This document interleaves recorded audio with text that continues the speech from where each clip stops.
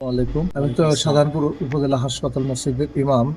আমাদের কাছে অনেক সময় অনেক মানুষ এসে অনেক কিছু জিজ্ঞাসা করে, তারপরে ক্যান্সার সম্পর্কে একটু জিজ্ঞাসা করে যে হুজুর ক্যান্সার নাকি ছোঁয়াচে রোগ, সেই সম্পর্কে যেহেতু আপনি ক্যান্সার বিশেষজ্ঞ আপনাদের একটু ধারণা দিচ্ছি। তো ক্যান্সার সম্পর্কে আসলে আমাদের ভিতরে যে ধারণাগুলো আছে তার অধিকাংশ ধারণাই আসলে ভিত্তিহীন। মনে করেন যেমন হচ্ছে আপনি বললেন যে ক্যান্সার একটা ছোঁয়াচে রোগ, এটা আমাকেও প্রশ্ন করে, রোগীরা প্রশ্ন করে, হাজবেন্ড ওয়াইফ কেউ একজন রোগী হলে বলে যে এটা ছোঁয়াচে কিনা, সন্তান তারপরে যারা আত্মীয় স্বজন পাশে থাকে তার সবাই এই বিষয়টা কনসার্ন থাকে যে তার থেকে আমার ক্যান্সার না জানি ছড়িয়ে যায়। প্রথমেই বলি যে ছোঁয়াচে রোগ হয় কোনগুলা, যেগুলো জীবাণু দ্বারা সংঘটিত হয়। যেমন মনে করেন যে ব্যাকটেরিয়া, ভাইরাস, ছত্রাক, করে হচ্ছে প্যারাসাইট, এই ধরনের যে অর্গানিজম গুলো আছে এই অর্গানিজম গুলো দিয়ে যে রোগগুলো হয় সেইটা ছোঁয়াচে। বাট ক্যান্সার তো আসলে কোনো অর্গানিজম দিয়ে ঘটিত রোগ না। ক্যান্সার এমন একটি রোগ যে শরীরে জেনেটিক মিউটেশনের মাধ্যমে শরীরে অনিয়ন্ত্রিত কোষ বিভাজন হয়, তো সেটাকে আমরা ক্যান্সার বলি। তো এটা আসলে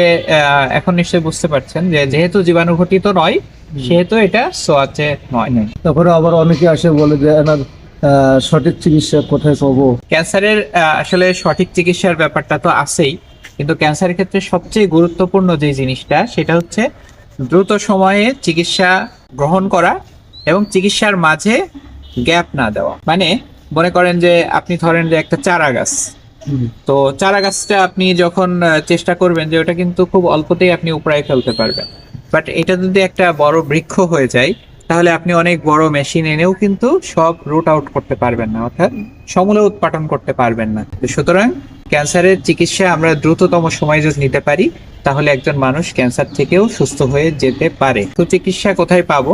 তো এটা আসলে ক্যান্সার একটা মাল্টি ডিসিপ্লিনারি অ্যাপ্রোচ, অর্থাৎ ক্যান্সার চিকিৎসার ক্ষেত্রে যেমন আপনার সার্জারি প্রয়োজন হয়, রেডিওথেরাপি প্রয়োজন হয়, কেমোথেরাপি প্রয়োজন হয়, ডায়াগনোসিস প্রয়োজন হয়, এবং তার আরো আদার্স সমস্যা থাকলে অন্য ডিসিপ্লিনের ডাক্তারদেরও প্রয়োজন হয়, হিস্টোপ্যাথোলজিস্ট এরও প্রয়োজন হয়। তো এটা আসলে একটা মাল্টিডিসিপ্লিনারি অ্যাপ্রোচ। তো টার্সিয়ারি লেভেল হসপিটাল যেমন মনে করেন মেডিকেল কলেজ হসপিটালে, অধিকাংশ মেডিকেল কলেজ হসপিটালে ক্যান্সারের চিকিৎসা রয়েছে।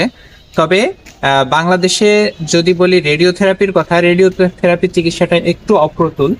তাছাড়া সার্জারি এবং কেমোথেরাপি বর্তমানে জেলা পর্যায়েও ক্যান্সারের চিকিৎসা সম্ভব। আর রেডিওথেরাপির ব্যাপারটা এই বগুড়া জেলাতে আমি মনে করি যে বাংলাদেশের মধ্যে সবচাইতে মানে রেডিওথেরাপির সবচাইতে ভালো টেকনোলজি যেটা টমোথেরাপি, সেটা কিন্তু আপনার বগুড়াতেই রয়েছে এবং টিএমএসএস ক্যান্সার সেন্টারে সেটা রয়েছে, এবং বগুড়া শহীদ জিয়াউর রহমান মেডিকেল কলেজেও কিন্তু রেডিওথেরাপি মেশিন রয়েছে। অর্থাৎ মেডিকেল কলেজেও আমরা কিন্তু ক্যান্সার মানে আমরা ক্যান্সারের সব চিকিৎসা